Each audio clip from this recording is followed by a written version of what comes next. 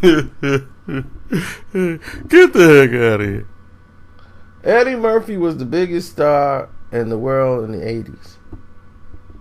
But before Eddie was a star, let's go back to the 70s. Eddie Murphy was known as Big Nose Ed.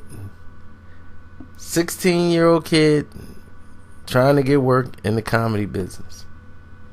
Keenen Ivory Wayans, who was older than Eddie, already had a gig at a comedy club in New York where Eddie and Keenen used to work. You know, he was like, man, why don't you audition, Eddie? You know, let's, this old lady, she was old type of comedy. You know, she ran the club. And she was, just had a specific ear to what she thought comedy was. So everyone knew what she liked in her format, so they wouldn't go against the set. So Keenen talked her into letting Eddie perform. And when Eddie started doing, like what you heard on Raw, the doo-doo jokes, and, peeing and stuff, and then he started talking about eating boogers and all kind of stuff that a 16-year-old boy would probably be talking about. The owner was like, I don't do toilet humor. So Eddie was like, man, you know what? I've tried everything I can to please this woman, man. I'm just not going to make it here. You do your thing here, Keenen. You doing well, but I don't know what she want. I'm not going to do that comedy. And that suited Ed well not to do that because his form was free. It wasn't conformed. Eddie had just free-flowing comedy in him.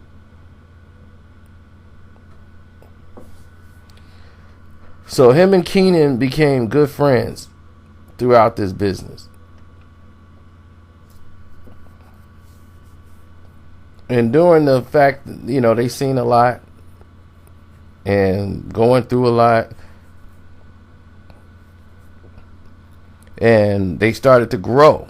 Eddie started taking off. He was doing Saturday Night Live. He got that gig and just killed it. So throughout the 80s, it was Robert Townsend, Keenen Ivory Wayans, and Eddie Murphy. Those were the main three comedians on the strip that's up and coming, and they're getting ready to make all the noise. And people are talking about, look out for these guys. And Robert Townsend was basically clean comedy, but his was more story elemented, more creative and graphic, to where it invites you into a story and then the payoff is at the end. He's extremely funny. From Chicago, Illinois. So all three of these guys were the main comedians hanging out. Arsenio was different.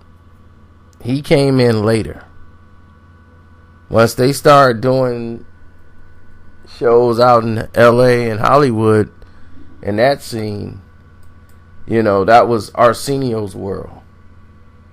Arsenio Hall was the crown prince of doing hosting, stand-up, comedy. But what people didn't know about Arsenio, he was very articulate, very smart, and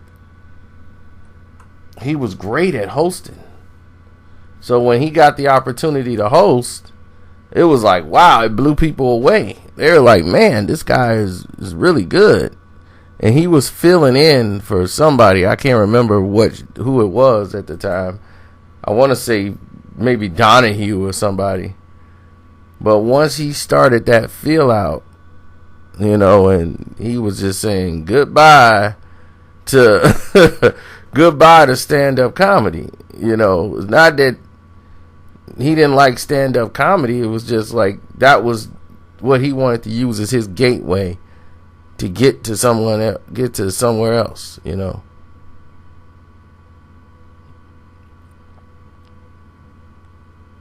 So he lived here in Chicago and knew Robert Townsend, knew a lot of people before he went to LA and just really started sticking it, and during that time he was doing this Monty Hall like impression with Alan Short.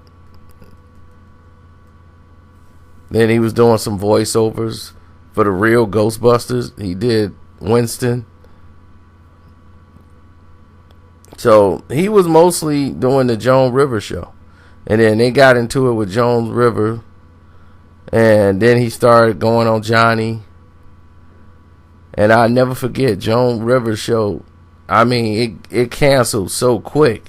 And they just gave it to Arsenio Hall. That's how he got his own syndication. That started in the end of the 80s, like in 89. But during this time in the 80s, once Arsenio got brought into the group, things started to change.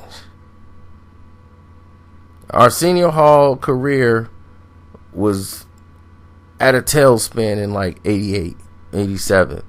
He hadn't blown up yet. You rarely knew who he was. He was mostly a character actor or a TV show guy.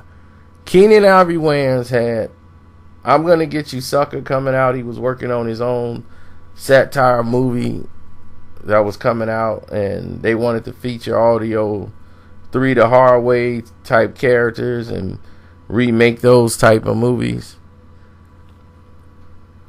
and like make a spoof out of those, like Fred the Hammer Williams, and bring all those guys back in there. And he thought it'd be great. Now Arsenio Hall at this point wasn't even in the picture. Eddie had already blown up. He just had all big time movies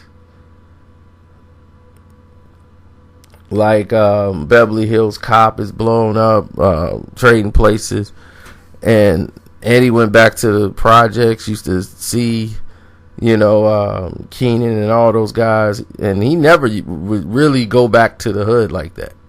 Eddie was too Hollywood to really go back to the hood, but he did it like that one time Eddie came to the hood.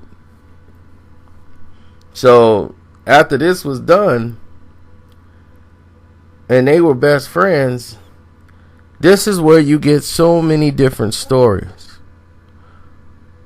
Like some people said, rumorville, word around the campfire, that Eddie and Keenen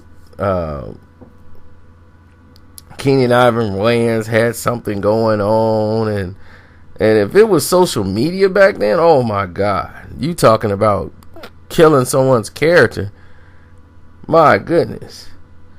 And Keenen Ivory Wayans and Robert Townsend fell out over something.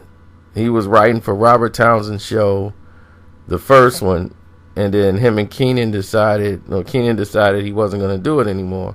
And a lot of people said there was friction between the two during the writing process. Now, the two of these guys wrote the majority of the jokes for Eddie Murphy Raw. And Eddie did write jokes too, but they wrote the majority of the sets. Like all the sitting on the police car, wee, wee, wee, wee, wee, pull over, I'ma frisk him, and all that stuff. That's why it was so funny, and Eddie was laughing at it, because that wasn't his joke. He just thought it was so hilarious that they were able to come up with these stories, and it was funny the way they did it. Robert Townsend wrote the Bill Cosby joke. I'ma go over here with my wife Camille, and what she's cooking it up, boy, she's really cooking it up. That was Robert Townsend. Robert Townsend used to do Bill Cosby on stage and do a host of others. He could do Eddie Murphy as well. But here's the thing. After Raw comes out, all this attention started to go towards Keenen and Robert. And a lot of people say Eddie got jealous of that. And then you have the other scenario. Once he started hanging out more with Arsenio Hall, Arsenio is really trying to become best friends with Eddie. Took him around Magic Johnson. Yeah, I'm best friends with Magic. Yeah, come on, Eddie. Let's go meet Magic. Like Eddie's already known Magic Johnson. So, but when he took him out to L.A., it's like, yeah, you moving out here to L.A., that's great. Uh-oh, what is this? I'm working, babe. I'm working.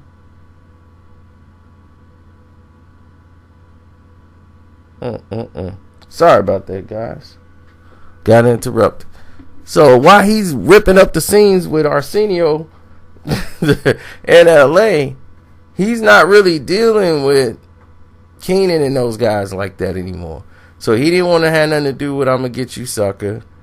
And they were like, okay, it's fine. And then, Arsenio was rumored to be leaking information that Keenen Ivory wayans was said about him, said about Eddie, and in a negative light.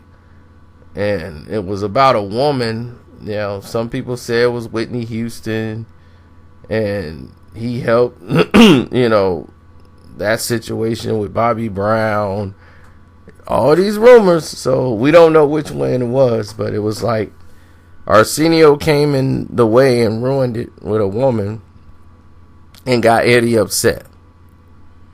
Eddie was really upset with Keenen about the situation, to the point where those two didn't speak to each other, and him and Arsenio became best friends, and Keenen was out.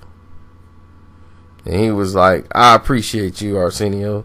You told me what was going on. You kept me in the loop. You my best friend. Because people just like, wow, out of nowhere? This guy is Eddie Murphy's best friend? It just popped up out of nowhere. Like, man, they are inseparable. So all through 87, all through 88, these two were like the best of friends. You see Eddie, you see Arnold. You see Arsenio. And he was like Bentley Farnsworth to Eddie Murphy.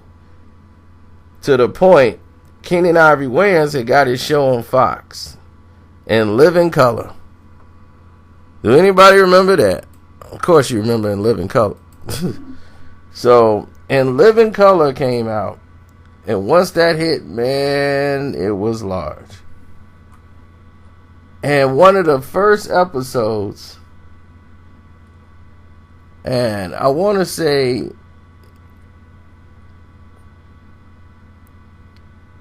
was it the first? It might have been the first episode, the first season. And during that first season, Keenen Ivory Wayans portrayed Arsenio Hall on the Arsenio Hall talk show.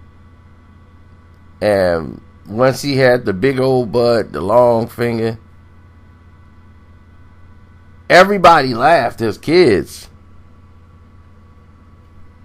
But we didn't understand like what was going on behind that, because we were kids.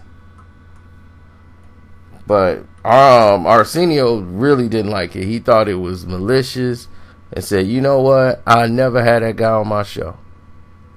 I would never put Keenen Ivory Wayans on my show. So for a while, you wouldn't see not even his, you wouldn't even see his brothers really on the show. You didn't really see hardly any of them. Like Damon Wayans was basically, they didn't take it out on Damon and anybody else. I think Damon did the show before, and they kind of let whatever problems they had, let them be between them two.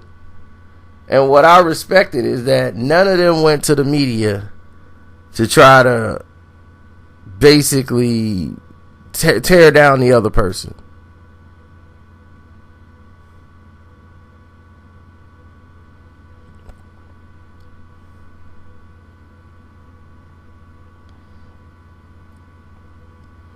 And to me, that's when I thought that was the best move for to do, because you never seen Keenen Ivory Wayans go in and really talk. Arsenio did one response to it, and to this day, I don't know. I think they've kind of patched it up, but they really don't deal with each other too much anymore.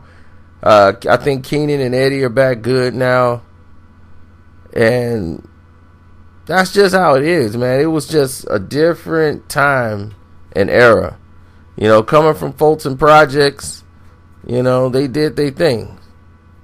They made their mark in the land. But other than, man, I can't tell you too much of anything besides that.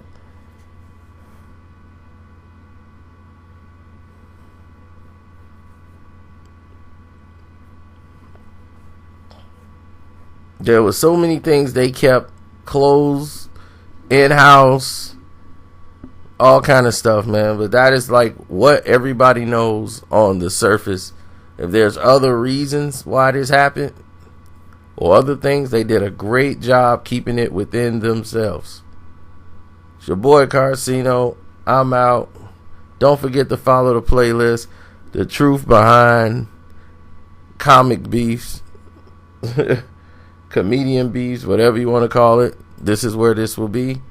And I'm out.